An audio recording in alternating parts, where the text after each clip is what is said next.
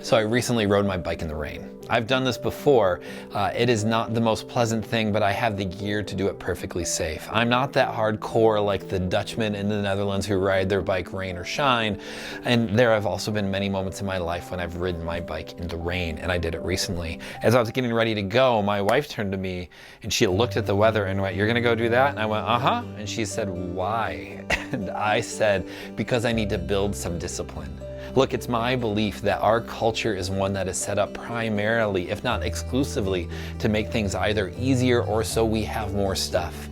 And I think that that is an unrewarding way to live all too often. I want things to be easier. I want to save time. I want to save money. Don't get me wrong. And I also think that there's sometimes when I need to work for something to build a sense of discipline, to know who I am, where my limits are, and what I can do. It reminds me of the words of Walter Brueggemann, who's an Old Testament scholar, writes about the Bible all the time, and he was reflecting on the notion of Sabbath, the Hebrew idea of rest, of taking a day where you resist all the urges of the world and you focus on resting, delighting, and worshiping God as you go. And Brueggemann refers to this notion of Sabbath, of stopping, and he talks about it as this moment of resistance. And that idea of resisting the culture in which we live is the same reason I went out for a bike ride in the rain.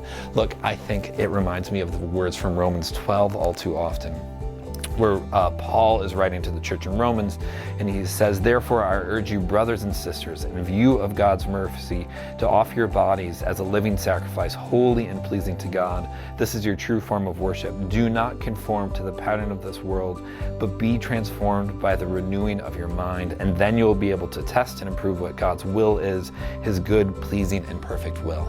Look, it's my belief that if church is going to be about more than just putting on a show and production, and more about showing up with butts and bucks and a seat on a Sunday morning, then it is involve us trying to live a life that models that of Jesus, which means we need to pick intentional moments when we can resist, when we can push back, when we can structure. And I think for where we are now as a culture and society, we had the holidays, we've lived through that, and now as things are building back up, I want to encourage you to find the things that you can resist. I think for me that often comes, Brueggemann's words are ringing pretty heavily for me, and I think about the holiday hangover, not in regards to alcohol, but more in regards to my schedule. Are there things that I can do to help myself rest and delight and worship God in what it looks like? Are there places I can help develop some discipline to not conform to the pattern of ease and comfort in this world, and instead to try to intentionally choose the ways and habits of Jesus?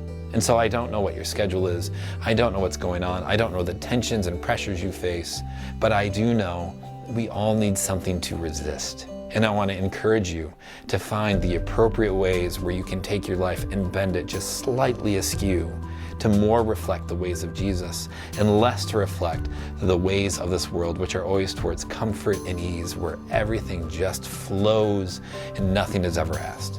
Because the gospel actually asks. The gospel calls, longs, and pleads for you to become something more, to be transformed by the Spirit, to be empowered, to go out to be an ambassador and do some good work and be engaged through God's activity in you.